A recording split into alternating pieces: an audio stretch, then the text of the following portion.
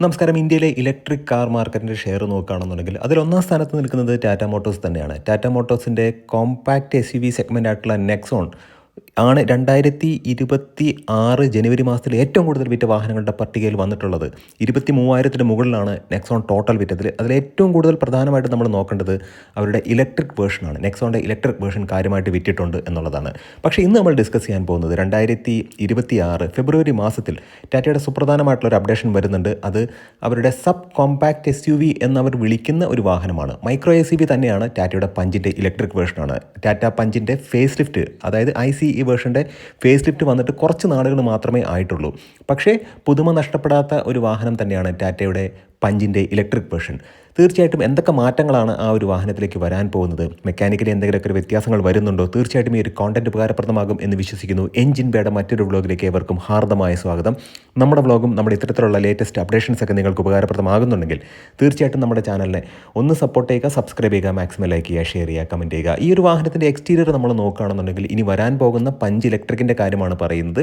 കൃത്യമായിട്ട് ചെറിയ ചെറിയ കോസ്മെറ്റിക് അപ്ഡേഷൻസ് മാത്രം നമ്മൾ പ്രതീക്ഷിച്ചാൽ മതി. അതായത് ഫ്രണ്ടിൽ ബമ്പറിൽ കാര്യമായിട്ടുള്ള വ്യത്യാസങ്ങളൊന്നും ഉണ്ടാവില്ല. ഏറ്റവും പ്രധാനമായിട്ടും കണക്റ്റഡ് ആയിട്ടുള്ള LED ടെയിൽ ലൈറ്റുകൾ വരും എന്നുള്ളതാണ് ഈ എക്സ്റ്റീരിയർ ഡിഫറൻസ്. ഇനി ഇത് മാത്രമല്ല, വീലിൻ്റെ പാറ്റേണിൽ കാര്യമായിട്ടുള്ള വ്യത്യാസങ്ങൾ വരും. പക്ഷേ അത് നോട്ടീസബിൾ ആയിട്ടുള്ള വ്യത്യാസം എന്ന് പറയാൻ കഴിയില്ല. എന്നാലും ഒരു പുതുമ കൊണ്ടുവരാൻ വേണ്ടിയിട്ട് അലോയ് വീലിൻ്റെ പാറ്റേണിൽ ഡിഫറൻസ് വരും. പക്ഷേ എയറോഡൈനാമിക് പ്രപ്പോർഷനേറ്റിനെ എൻഹാൻസ് ചെയ്യുന്ന രീതിയിലായിരിക്കും പുതിയ അലോയ് വീൽസ് വരുന്നത്. ഏറ്റവും സുപ്രധാനമായിട്ടുള്ളൊരു കാര്യമെന്ന് പറയുന്നത് ബമ്പറിൽ കാര്യമായിട്ടുള്ള ഒരു ചേഞ്ച് വരും എന്നുള്ളതാണ്. അതായത് ടാറ്റ പഞ്ചിൻ്റെ ഇലക്ട്രിക് വേർഷനും ICE വേർഷനും തമ്മിൽ യാതൊരുവിധ സാദൃശ്യവും ഇല്ലാത്ത രീതിയിലുള്ള പുതുമകൾ കൊണ്ടുവരും എന്നുള്ളതാണ് അർത്ഥമാക്കിയത്. മറ്റൊരു പ്രധാനപ്പെട്ട കാര്യമെന്ന് പറയുന്നത് ADAS ലെവൽ 2 ഈ ഒരു വാഹനത്തിലേക്ക് കൊണ്ടുവരാനുള്ള സാധ്യത വളരെ കൂടുതലാണ്. പക്ഷെ അത് കൺഫേം ചെയ്യുന്നില്ല. നമ്മൾ ICE വേർഷൻ വന്ന സമയത്തൊക്കെ ADASൻ്റെ സാധ്യതകളെക്കുറിച്ച് പറഞ്ഞിട്ടുണ്ടായിരുന്നു. പക്ഷേ തീർച്ചയായിട്ടും ഇലക്ട്രിക് വേർഷനിൽ ADAS കൊണ്ടുവരാനുള്ള സാധ്യതയുണ്ട്. സേഫ്റ്റി എൻഹാൻസ് ചെയ്യുക എന്നുള്ളത് ടാറ്റ മോട്ടോഴ്സിൻ്റെ പതിവ് ശീലമാണ്.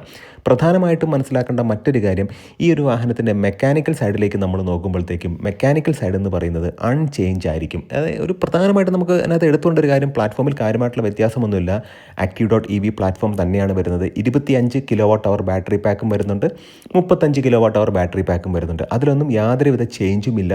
ഇനിയിപ്പം ഓഫർ ചെയ്യുന്ന ഒരു റേഞ്ച് എന്ന് പറയുന്നത് 275 അല്ലെങ്കിൽ 265 to 275 അടുത്താണ് അവർ ഓഫർ ചെയ്യുന്നൊരു റേഞ്ച്.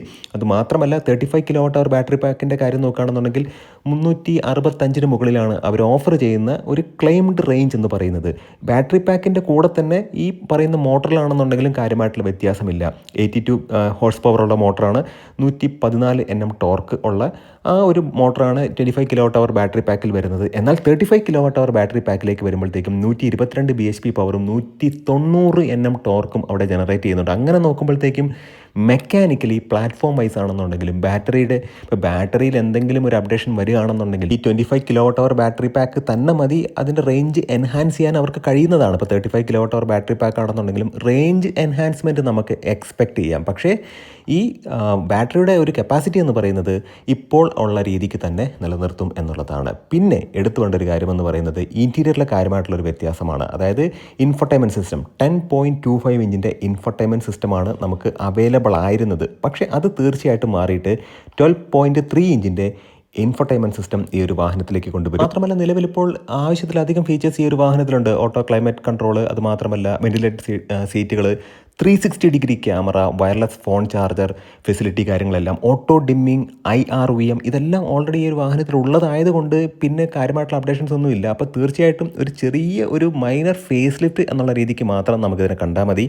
ഈ ഒരു വാഹനം 2026 ഫെബ്രുവരി 20 ഇന്ത്യൻ മാർക്കറ്റിൽ അൺവീൽ ചെയ്യാൻ പോവുകയാണ്. വളരെ പേഴ്സണലായിട്ട് ഞാൻ നോക്കിക്കാണാൻ ആഗ്രഹിക്കുന്നത് ഈ ഒരു വാഹനത്തിൻ്റെ ബാറ്ററി പാക്കിൽ നിലവിൽ എന്തെങ്കിലും ചേഞ്ച് വരുന്നുണ്ടോ എന്നുള്ളതാണ്.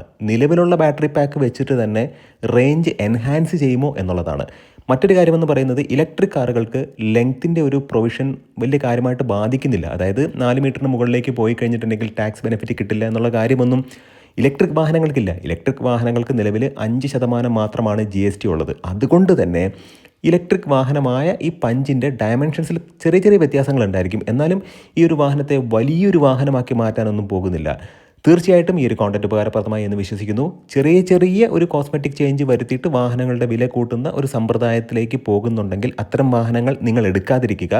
റേഞ്ചൊക്കെ കൂടുന്നുണ്ട്. ഇപ്പോൾ നമുക്ക് ഇലക്ട്രിക് കാറുകളിൽ പ്രധാനമായിട്ടും വേണ്ടത് നല്ല റേഞ്ചാണ്. 25 കിലോ വാട്ട് അവർ ബാറ്ററി പാക്കുള്ള വാഹനത്തിന് റിയൽ ലൈഫ് ഒരു 350 മുകളിൽ റേഞ്ച് ലഭിക്കുകയാണെന്നുണ്ടെങ്കിൽ, അല്ലെങ്കിൽ ഒരു 320 330 റിയൽ ലൈഫിൽ റേഞ്ച് ലഭിക്കുകയാണെന്നുണ്ടെങ്കിൽ തീർച്ചയായിട്ടും ആ ഒരു വാഹനത്തെ കൺസിഡർ ചെയ്യാം. അല്ലാതെ കോസ്മെറ്റിക് ചേഞ്ചുകൾ വരുത്തിയിട്ട് വാഹനത്തിൻ്റെ വില കൂട്ടുമ്പോൾ അത്തരം വാഹനങ്ങൾ തീർച്ചയായിട്ടും നിങ്ങൾ കൺസിഡർ ചെയ്യാതിരിക്കുക. 9,99,900 മുതൽ 14,44,000 വരെയാണ് നിലവിൽ പഞ്ച് ഇലക്ട്രിക്കിൻ്റെ എക്സ് ഷോറൂം പ്രൈസ്. തീർച്ചയായിട്ടും ഈ ഒരു കോണ്ടന്റ് ഉപകാരപ്രദമായി എന്ന് വിശ്വസിക്കുന്നു.